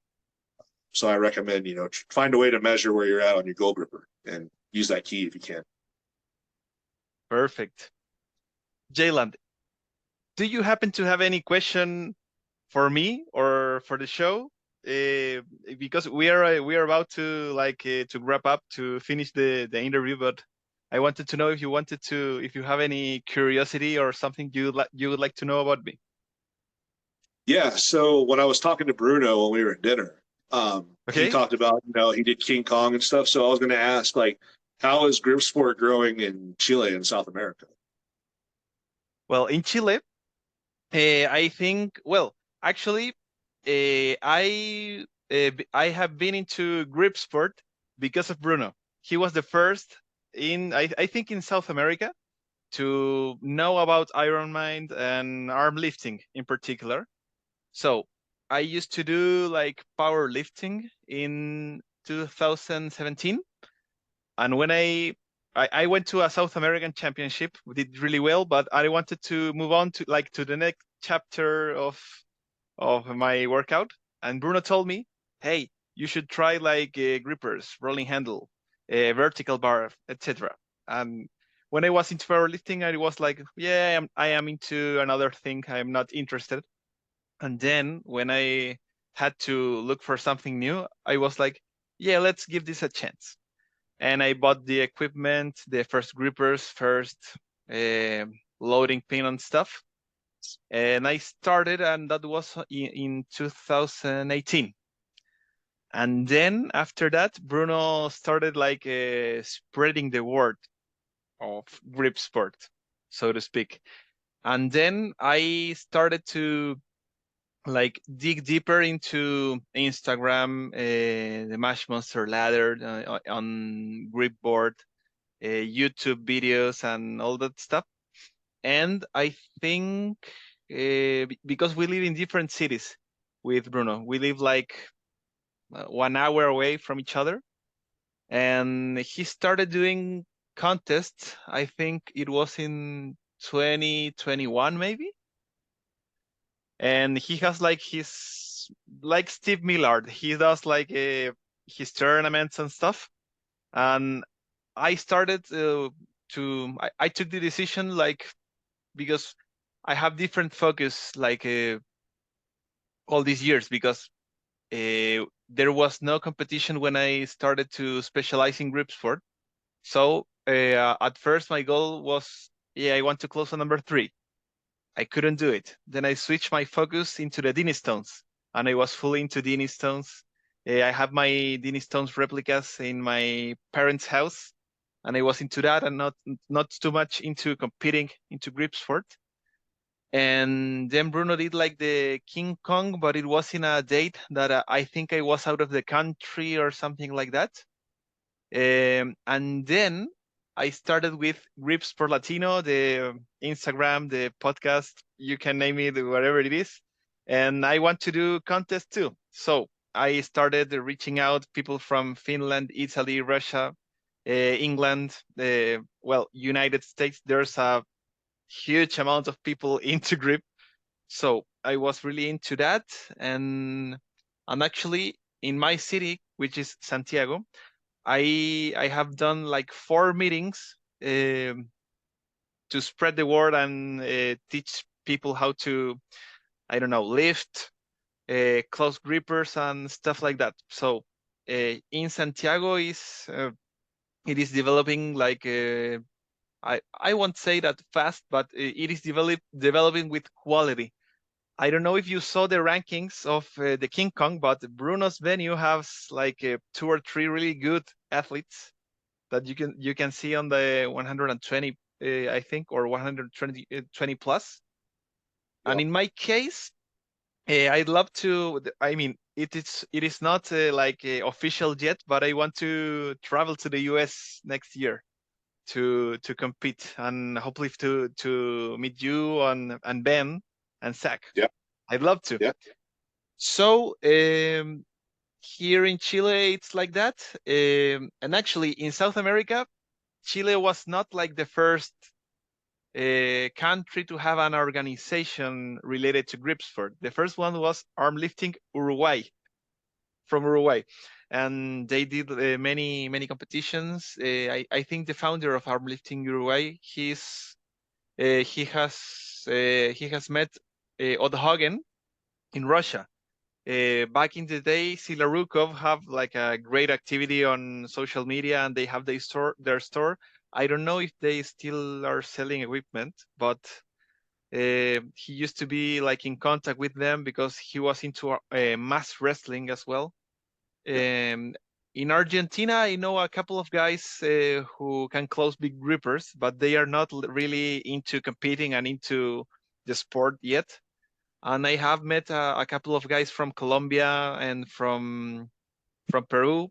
The thing that the most people know is about the grippers and the credit card set.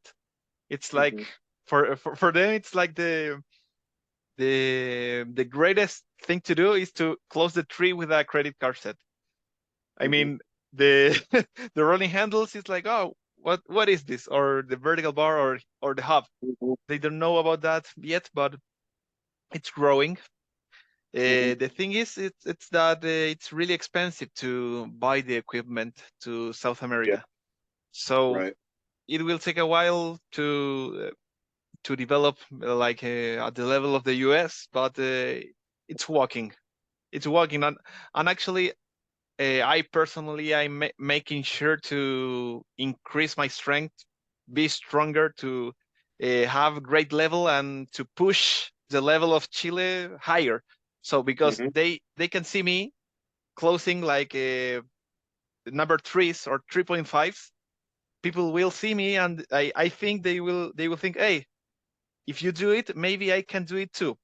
Can you help me? Sure. Yep. I show them the way from my perspective, what has been like useful to me, or if they don't believe my method, you can check my interviews, or you can see the grip show or any content to learn more about how to do it, because it's a really fun sport, and that's Yeah. pretty much it.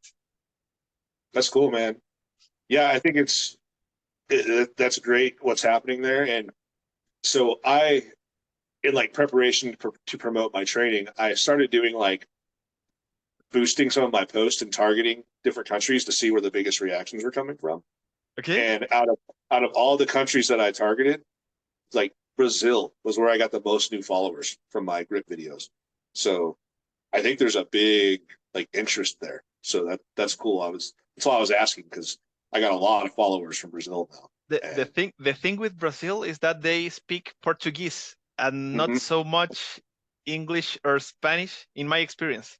But right. man, if you ask me where are the like stronger athletes in South America, it's Brazil for sure. Actually, Yeah. there are two people certified on the number 3 from Latin America. One of them is from, or maybe it's not considered Latin America, but Puerto Rico. From Puerto Rico, there's a guy, and from Brazil, there's the other guy. I think he lives in Japan, but he's from Brazil. And I have seen a kid. I used to think like, yeah, I have a deep set of a 3.5, like a low 3.5. Maybe no one else in Latin America has closed a 3.5 yet. But in Brazil, there's a kid from arm wrestling who can close a 3.5 almost with a, I don't know, table no set, like Wow. this. and it is like crazy. I messaged him, but he didn't reply. And yeah, Yeah. there are some monsters out Yeah. there here in South America, but not discovered yet by us. Yeah. Well, that's what's exciting about the sport is like it's still got so much room to grow. Like we don't know who's out there. Like that's what's we don't know what we Every, think every are the limits. What we think are the limits right now aren't. Yeah, there are monsters like coming every year. I have been into social media for like 5 years, and every year we have some monster from the world. I mean, when Joe Hodgson came out in Australia, it was like, wow, this guy is. Where was he before? Or Mhm. even you, it was like you're super strong, and maybe where are the limits of the sport? We haven't reached Yeah, them out yet. yeah, yeah. We're just getting started. So that's cool. You've been closing some pretty big grippers lately. What's your current goal with your grippers right now? Actually, after Match Monster Ladder it's gone, Mm-hmm. I was like, yeah, I'm not going to certify on that. And one previous goal that I had, give me a second because I have some of my grippers right here, like the ones that I don't close, I haven't closed, and the ones that I have like as a memory. This one, this is a heavy grip 350. This one was a goal of mine from like 2019, and I could close it in a deep set earlier this year. So I was like, yeah. Actually, I told a friend like 2 years ago. He asked me, when will you close your heavy grip 350? And I told him, I think 2023, and I did it. I sent him the video, and it was like, yeah. And then now that I know that the heavy grips are not like that good, I am about to, maybe I can sell this or give it to someone because I am not going to train with it. So after I close that, uh, I have two other grippers in my collection that I haven't closed yet. One is a 3.5 rated 172. I tried that one. I almost closed it, but I didn't close it. So that's my next goal in grippers. And after that one, I will have to close this one, which is 178 3.5. In general, I have the goal to like I won't buy a number 4 if I haven't closed like the previous gripper in the collection. So Gotcha. if I don't come near to close the 178, I won't buy a 180 or bigger because I am not sure yet if I will be able to close it. So on grippers, it's going to be the 178. But since I want to go to the US next year to compete, I won't place like a so big of an emphasis on grippers, and I am going to like have a big emphasis on blobs and inch dumbbell. I have two blobs in my collection. I have two legacies. One is the 100, and another is the 110. I want to lift both of them before traveling to the US and the competition.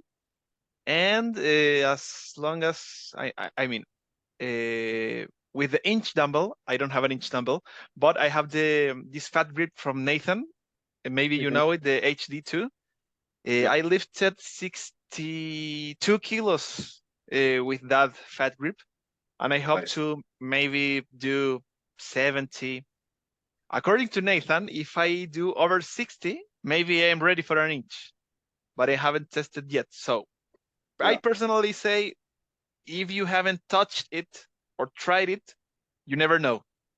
Maybe Right. you can do it, maybe you don't.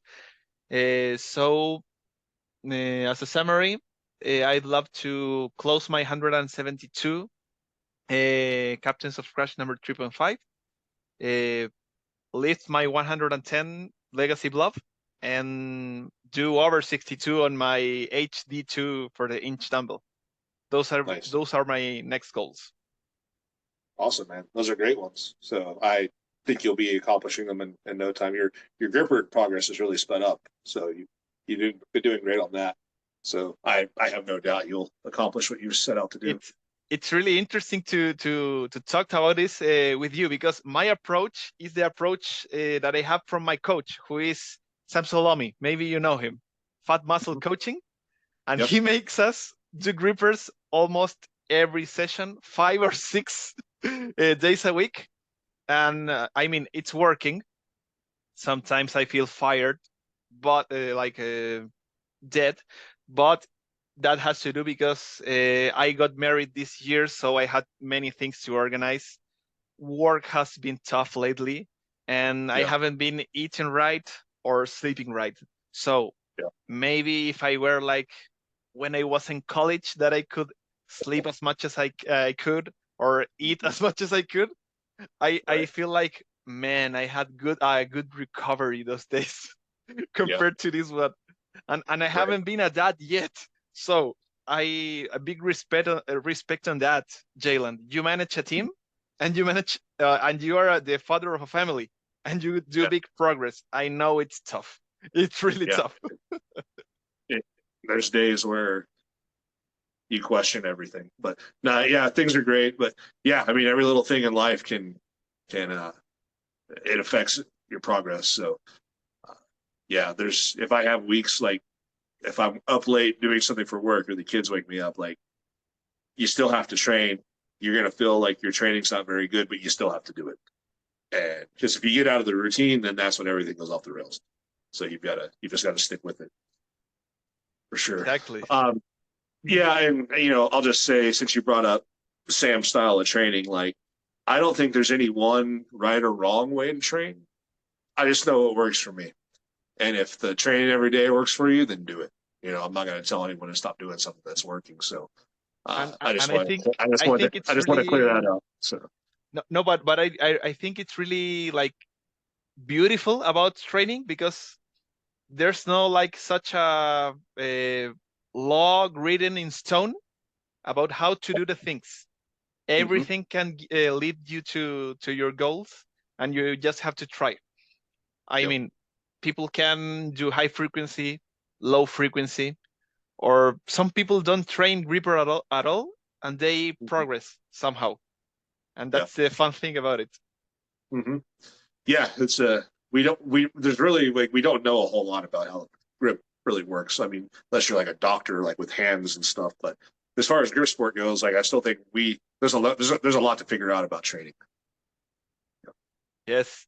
Jaland, the last words belong to you. What message would you like to give to the audience to finish the interview, especially for the new people, the novices from Gripsport? Sure. Um, I'll repeat something that I said on the grip show because I've had several people message me about it. Zach asked me a similar question, like, "What's a little bit of advice you could give to someone who's struggling with grip or new to grip?" And it's like, make sure you're squeezing with all your fingers. So I'll repeat that one. Make sure you're using every finger on your grip training.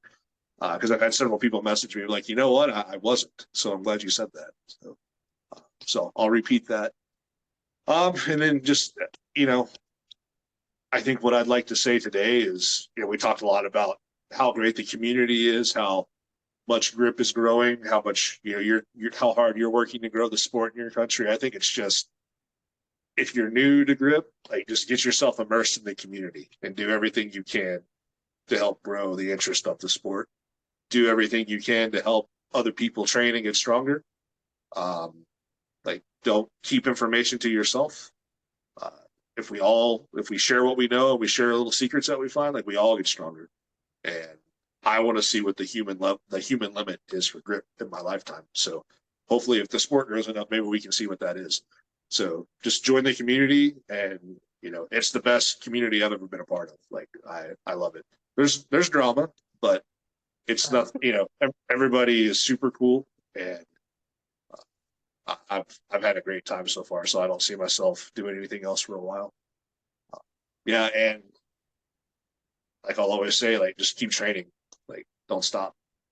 Just train. Perfect. Jaland, by the way, I want to thank you for your time. It was really nice chatting with you.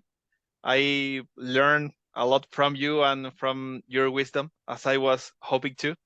And I hope people enjoyed this interview as much as I did. And I hope they follow you and take your grip coaching if they are like into serious training and serious games.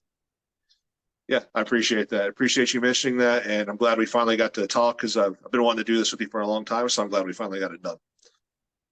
Nice. Well, Jaland, I hope we met maybe next year in a competition, especially. Yeah. So let me know. Let me know when and where you're going to be here, and I'll be there. I'll let you know. And we almost did the 2 hour mark, so it was round and perfect. Cool. Yep. Well, I really appreciate what you're doing, and yeah, I had a great time talking to you today, buddy. Perfect, Jaland. Have a nice afternoon. Goodbye, my friend. Yep. You too.